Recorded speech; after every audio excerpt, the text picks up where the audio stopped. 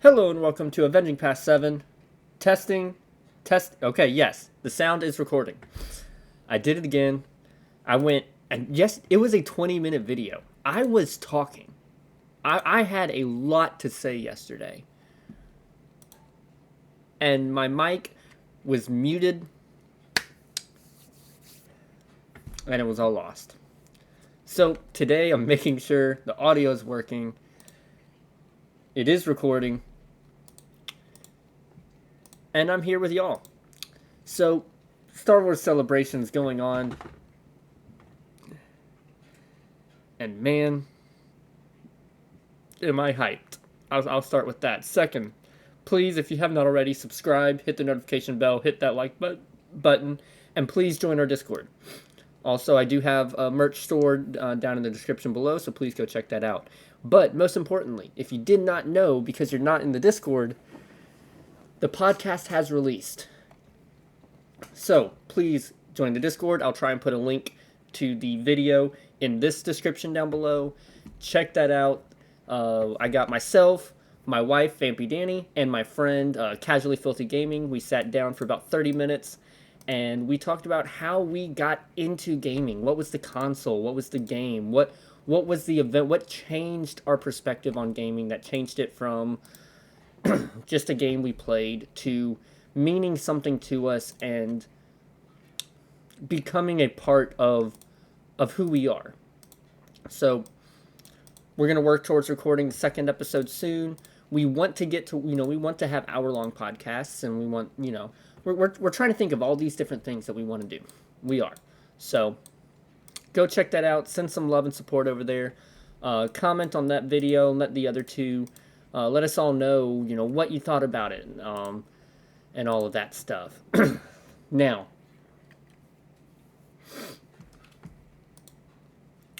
Warrior, Rebel, something else, and Jedi. Ahsoka's back. Sabine Wren is live. Hera Syndulla in live action. Chopper in live action. Even Ezra is in there. And now today, if you hadn't seen it yet, now today we know that Lars Mikkelsen will be playing Thrawn. And if you did not know, Lars Mikkelsen is the voice of Thrawn from Rebels.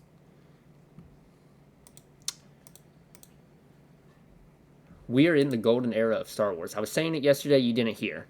We are entering, and we have entered the golden era of Star Wars. I think that we are in the era of Star Wars that Batman was in the 80s. See, in the 80s, by the time Batman had gotten, Batman comics and stuff had gotten to the 80s,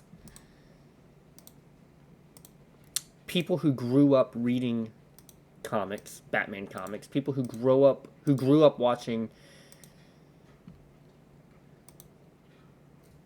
Adam West's Batman, people who were really a fan of Batman and loved everything about him, had become adults.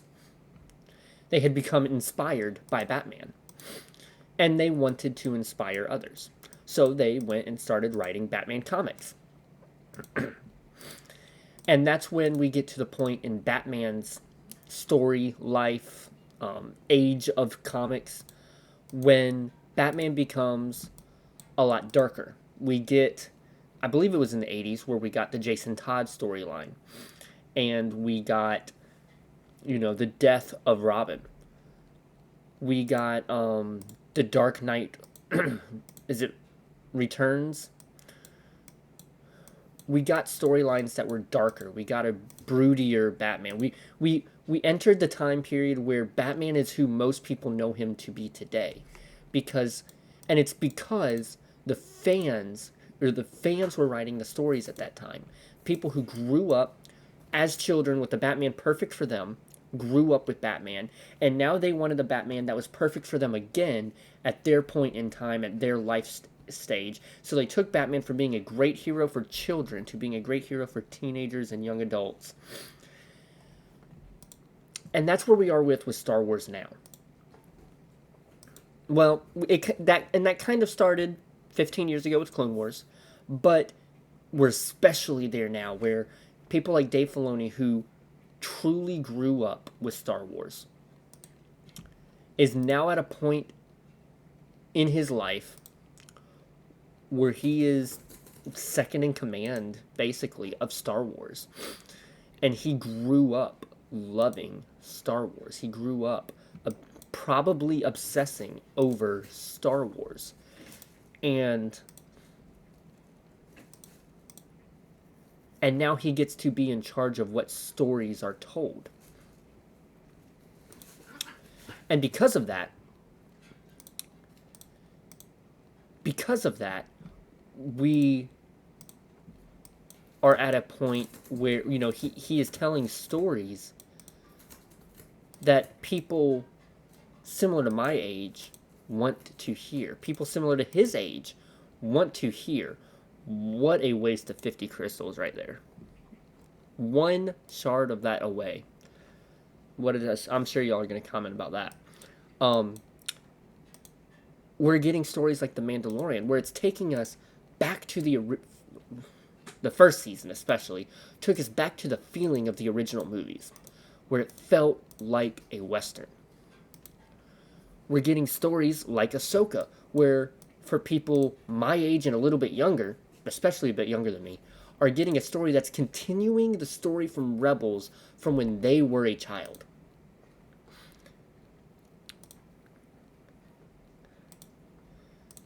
And for people older than me, for people 15, 20 years older than me, their first introduction to Thrawn is being labeled as the heir to the Empire. You don't get a better introduction to Thrawn than that. It's a character that they changed his story a little bit, because they moved him from post Return of the Jedi to pre-New Hope with Rebels, and put him there where we get to see him be a part of the Empire, like he would have been, because we know that he would have been part of the Empire, obviously.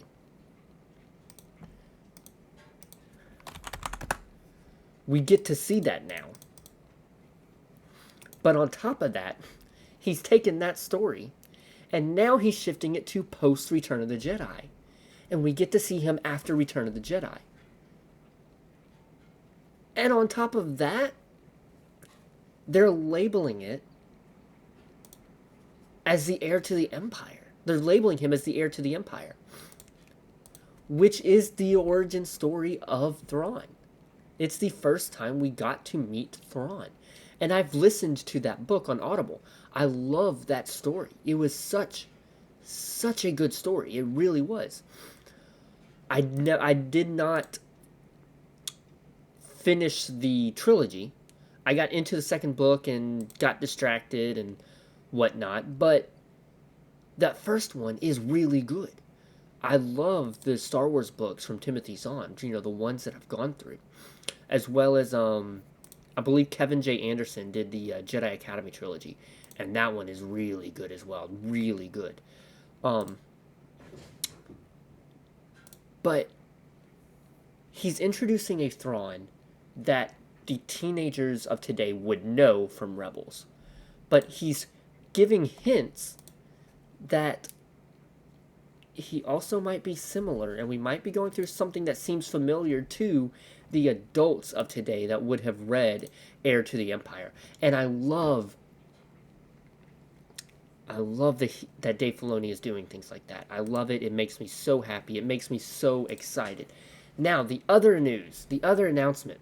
Dave Filoni's getting his own movie. He's getting to direct a Star Wars movie. Now, if you were around for Logan's stream last night, it was last night, you might have saw my comments of, continuing some of the discussion of I hope these don't get canceled. The last set of Star Wars movies that we were told about has all been canceled. if you did not know, they were canceled. Um, I don't remember DB the showrunners of Game of Thrones were supposed to have a Star Wars trilogy, which, if I have not talked about it before in a video, I believe that the last season of Game of Thrones is it was bad because they were rushing it to get out and start working on Star Wars. But then because they rushed it and it was that bad, then they lost their Star Wars trilogy. But they were supposed to have a Star Wars trilogy. Kathleen Kennedy was supposed to have her own Star Wars movie. No, Patty Jenkins was supposed to have her own Star Wars movie. It was going to be a Rogue Squadron movie. Canceled. Kevin Feige was going to have his own Star Wars movie. Canceled. So many Star Wars movie projects have been canceled since The Rise of Skywalker. And so them announcing 3 new movies blew my mind yesterday. I really hope we get them. I'm very excited for them. I'm very excited for all but one. All but one. And so Dave Filoni is getting a Star Wars movie, and it is going to be a movie that connects all of the Mandoverse shows together. So I'm not totally sure why we need a movie for that, but we can have our theories. It's going to connect, I believe, Skeleton Crew, Mandalorian, Boba Fett, and Ahsoka all together. That's how I believe it's been described on things that I've read. Now, why do we need that? These shows are so obviously connected because of episodes like the 2 Mandalorian episodes in the Book of Boba Fett. Like, these shows are obviously connected. What I think it's going to do, I think it's going to be the culmination of the story they've been building towards, which is going to be potentially heir to the Empire's type storyline. I'm not sure. Maybe leading into Yuzang Bong. I don't know. But that's what Dave Filoni's movie is. Now, James Mangold is getting his own Star Wars movie as well, which I am all for. James Mangold, if you do not know, is the guy who directed Logan from 6-7 years ago. It was a great movie. I really enjoyed that one. He directed Logan, and now he's going to get to direct a movie focused on the first Jedi. Going all the way back to before the High Republic. And we're going to get a movie about the first Jedi. Which, again, I am all for. I am here for it. I'm down for it. Let's do it. I love it. So, there we go. I am all for that. I think that's awesome. Make it, but let it happen. Let it actually happen. And then the final movie that they announced, I know that I read who the director was, but I didn't recognize who it was, so the name didn't stick. But they're making a movie.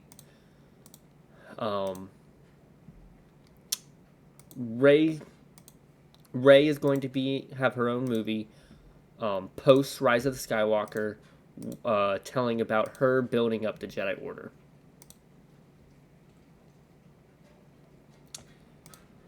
And I am not excited for that one. But here's why I'm not excited about it.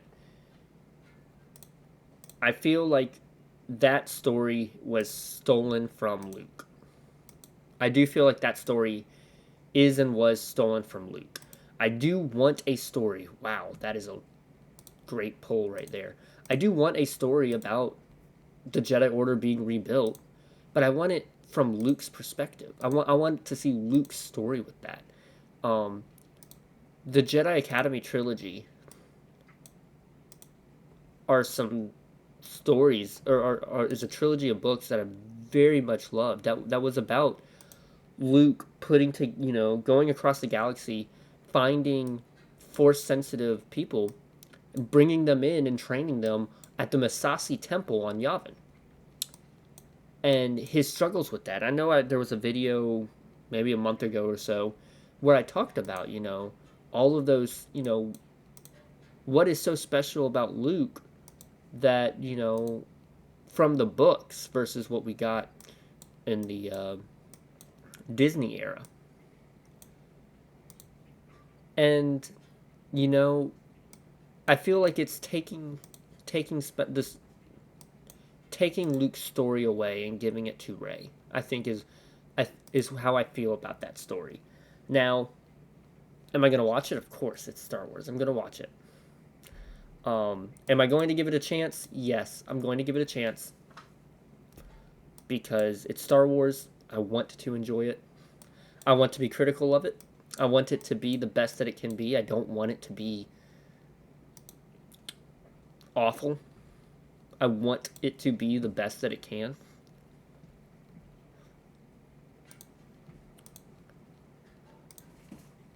But I am going to be critical of it. As Star Wars fans, how can we not be critical of what we love? I'm getting really happy with my Geos right here on this team. This team is going to be good. So there's that. What else? What else? I did go through last night and started working on CLS. Just trying to get him a bit more ready to be able to do something for Grand Arena. Just because.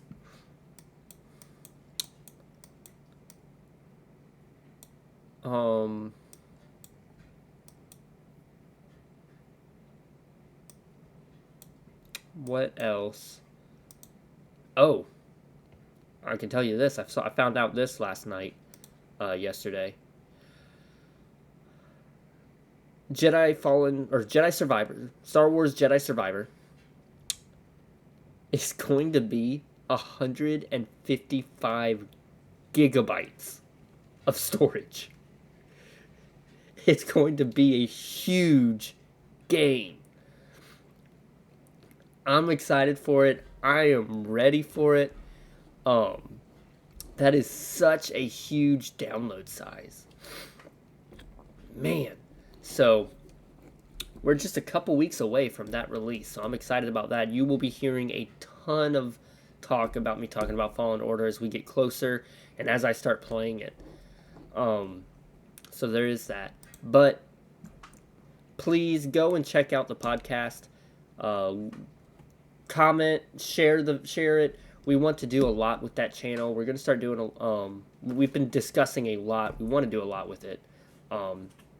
So please comment, share, let us know your thoughts, and go check that out. Other than that, you'll have a great day. Enjoy Star Wars Celebration, and may the Force be with you.